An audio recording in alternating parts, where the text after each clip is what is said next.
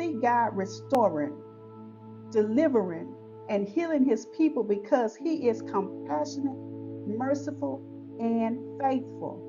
When we understand that healing flows from who God is rather than from our own efforts, our faith begins to rest in his unchanging nature instead of our changing circumstances. We serve the same God today who healed Israel in the wilderness, who healed through the prophets, and who demonstrated his healing power through Jesus Christ. As believers, our confidence is not based on what we feel or what we see, but on what God has spoken.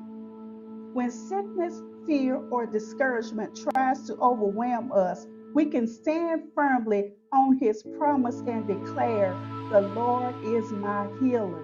Every time we speak God's word, we are reminding ourselves of his faithfulness and strengthening our faith.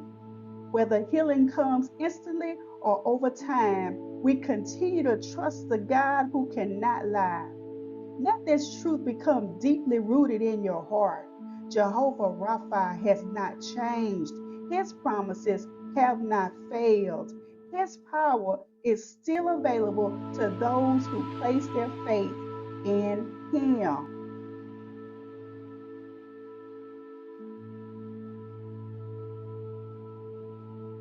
Foundation of our hope for healing is found in the finished work of Jesus Christ.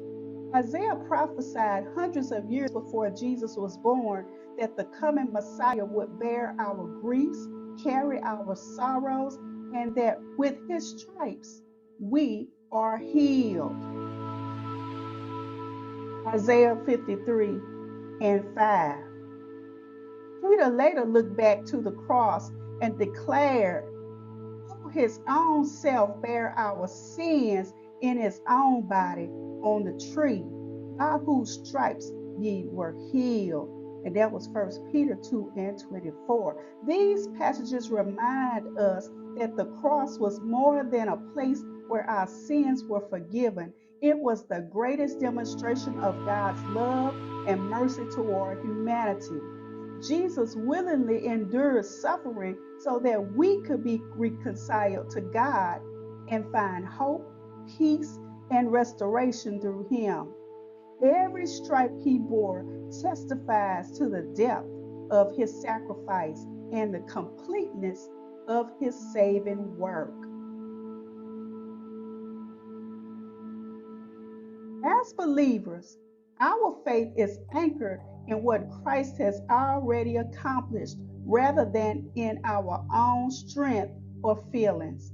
We do not place our confidence in our ability to earn healing, but in the finished work of Jesus, who declared, "It is finished." And you can find that in John 19 and 30.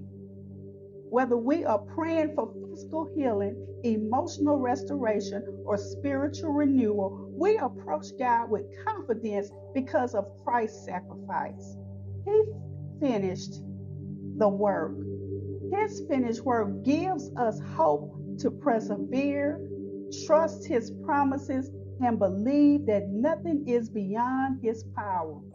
Therefore, let us boldly declare, "Jesus bore my sins, my shame, and my suffering.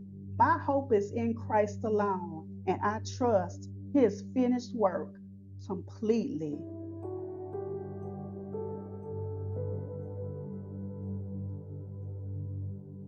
One of the greatest enemies of faith is believing that our situation is too difficult for God. That is why Luke 1 and 37 declares, "For with God nothing shall be impossible." These words were spoken by the angel Gabriel to Mary after announcing the miraculous birth of Jesus. To strengthen Mary's faith, the angel pointed to Elizabeth, who had been barren and was now carrying a child in her old age. Humanly speaking, Elizabeth's situation was impossible.